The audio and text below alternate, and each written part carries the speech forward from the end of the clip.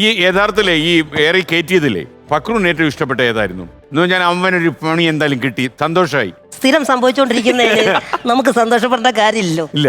അപ്പൊ എന്തെങ്കിലും ഒരു സാധനം പറഞ്ഞു കഴിയുമ്പോ അത് ലോഞ്ച് ആയി കഴിയുമ്പോ തന്നെ ഞാൻ ഉള്ളിലൊരു ചിരിക്കും, ഇത് കൊള്ളാം, നന്നായിട്ട് വന്നിട്ടുണ്ട്. പിന്നെ അത് കഴിഞ്ഞതിന് ശേഷം ഞങ്ങൾ തമ്മിൽ ഡിസ്കസ് ചെയ്യാറുണ്ട് അതേ പറ്റിയിട്ട്. അല്ല, നേരിടലല്ലോ, ടിനി പറഞ്ഞ സംഭവം തന്നെയാ. ഇത് ശ്രീഹരിക്കോട്ടയാണ്, ഇത് അവിടെ തന്നെ ഉണ്ടോ? ഞാനാണ് പോണത്, ലോഞ്ച് പോണത് ഞാനാണ്. അപ്പൊ ഞാൻ താഴെ നിന്ന് ടാറ്റ കൊടുക്കും, അത്ഭുത ദ്വീപിന്റെ ക്ലൈമാക്സ് പോലെ. അപ്പൊ ശരി, പിന്നെ കാണാം. ഇതേമ്മ അവിടെ തന്നെ ഉണ്ടാവും, പക്ഷെ ഞാനാണ് പോണത് റോക്കറ്റ്. പക്ഷെ ടിനി അതൊരു എന്താ പറയുന്നത്, വളരെ സ്പോർട്സ്മാൻ സ്പിരിറ്റിൽ എടുക്കുന്നു, അത് വളരെ എൻജോയ് ചെയ്യുന്നു, അത്രേ ഉള്ളൂ. ഈ അറ്റാക്കുകൾ വരുന്നല്ലേ സാധാരണ ഒരു എത്ര ദിവസം നീണ്ടു നിൽക്കും? ഇത് അടുത്ത സംഭവം വന്ന് അത്രേ ഉള്ളൂ. നമ്മൾ ഉടനെ ഇട്ട് കൊടുക്കുമല്ലോ. അല്ല, ഞാൻ തന്നെ അല്ല, വേറെ ആൾക്കാരുണ്ടല്ലോ. ആദ്യകാലത്തൊക്കെ പുള്ളിക്ക് ഇച്ചിരി ടെൻഷൻ ഉണ്ടായിരുന്നു. ആ സമയത്തൊക്കെ എന്നോട് പറയടാ, നീ അതിനൊരു തിരുത്ത് കൊടുക്കണം, ഞാനൊരു വീഡിയോ ചെയ്യാം. അങ്ങനെ ഞാൻ ഇട്ട് കൊടുത്ത് ഞാനിവിടെ മേടിക്കാറുണ്ട്. അതിന്റെ ആവശ്യമില്ല, ഒറ്റയ്ക്ക് നേരിടാനുള്ള കരുത്തുണ്ട്. പിന്നെ നിങ്ങൾ കുറച്ചു കാലമായിട്ട് ഒന്നിച്ച് കണ്ടിട്ടില്ലല്ലോ, എന്താ പറ്റിയത്? അത് യഥാർത്ഥത്തില് അതിവിടെ പറയാൻ തന്നെ വിചാരിച്ചേക്കണേ. ശ്രീകണ്ഠ സാറിന്റെ അടുത്താണ് നമ്മളൊരു സർപ്രൈസ് എപ്പോഴും പ്രസന്റ് ചെയ്യുന്നത്. ഞങ്ങൾ ഒരു സിനിമ ഒരുമിച്ച് ചെയ്തിരിക്കുകയാണ്. അതിനുവേണ്ടിയാണോ നിങ്ങൾ മാറി? ഈ ആൾക്കാർ കണ്ടോണ്ട് തന്നെ ഇത് ടി വിയിൽ കാണാലെന്ന് പറയുമല്ലോ. പിന്നെ അതിന്റെ ഇടയ്ക്ക് വേറൊരു സംഭവം ഉണ്ടായി, ഈ ബോഡി ഷേമിങ്, പൊളിറ്റിക്കൽ കറക്റ്റ്നെസ്, ഇതൊക്കെ വന്നതിന് ശേഷം എനിക്ക് ഇവനെ ഒന്നും ചെയ്യണം. ഇവൻ എന്ത് പറഞ്ഞാലും ഇവൻ എന്നെ ബോഡി ഷേമിങ് ചെയ്യുന്നത്. ഞാൻ ക്ഷമ പറഞ്ഞു, ഞാൻ നിന്നെ ബോഡി ഷേമിങ് ചെയ്യുന്നതിന് എന്ന് പറഞ്ഞു. മാത്രമല്ല എനിക്ക് തോന്നുന്നത് കളിയാക്കി പോയാൽ അപ്പൊ ബോഡി ഷേമിങ് ആയി മാറും. വണ്ടിയിലൊക്കെ സീറ്റ് പിടിക്കുന്നതൊക്കെ പക്രുവിനെ ഉപയോഗിച്ചാണെന്നൊക്കെ അന്ന് പറഞ്ഞിട്ടുണ്ട്. അത് പിന്നെ ആ ഷേമിങ് വരത്തില്ലെന്ന് തോന്നുന്നു. ഷേമിങ്ങിലല്ല, ഇപ്പൊ നമ്മള് ഇപ്പൊ ഇവനെ കുറിച്ച് ഒരു തമാശ ഉണ്ടാക്കിയാൽ തന്നെ ഇവൻ കളിയാക്കാൻ ആരാണെന്ന് ചോദിക്കും. ഇപ്പൊ ഞങ്ങൾ ഒരു പരിപാടിക്ക് ചെന്ന് കഴിഞ്ഞപ്പോ ഒരാൾ പുറത്തുനിന്ന് സാധാരണ അങ്ങനെ ചോദിക്കാറുണ്ട്, വേണോന്ന് ചോദിക്കും. ഇത് ഇങ്ങനെ ചോദിക്കും പല ചില ആൾക്കാർ.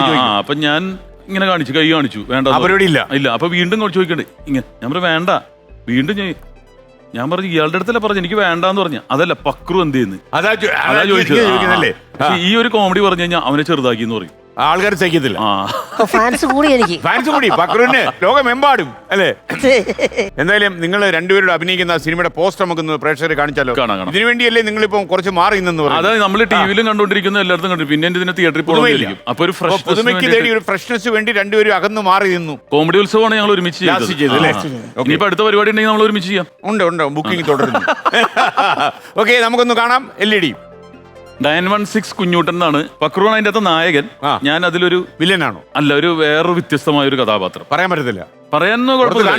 ഇദ്ദേഹത്തിന്റെ ബോഡി ഗാർഡായിട്ട് വരുന്ന സംഭവമാണ്. ഓക്കെ, അത് കുറെ കാലമായിട്ട് നമ്മൾ അദ്ദേഹത്തിന്റെ അല്ല, ഇവന് ബുദ്ധി, എനിക്ക് ശക്തി. അതാണ് ഈ സിനിമയുടെ ബുദ്ധി ശക്തി. ഇത് കുട്ടികൾക്ക് വേണ്ടി, ഞാൻ മുതിർന്നവർക്ക് വേണ്ടി. അപ്പൊ സിനിമ ഒരുമിച്ച് ഒരേപോലെ കാണാൻ പറ്റും, മുതിർന്നവർക്കും കുട്ടികൾക്കും ഒരുമിച്ച്. ഇതിന്റെ കാര്യങ്ങൾ ഓഗസ്റ്റ് ലാസ്റ്റില്. കാരണം ഇത് ഇറങ്ങിയിട്ട് വേണം എന്തെങ്കിലും സംഭവിക്കുന്നൊന്ന് നോക്കാൻ വേണ്ടി.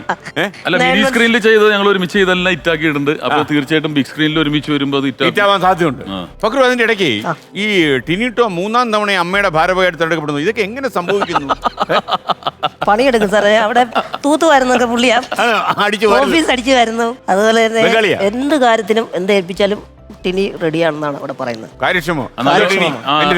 അല്ല, അതിന്റെ രഹസ്യമൊന്നുമല്ല. നമ്മളവിടെ എങ്ങനെയാണ് ഒരു ഭാരവാഹി പ്രവർത്തിക്കേണ്ടത് അതിന്റെ പരമാവധി ഞാൻ ശ്രമിക്കാറുണ്ട്.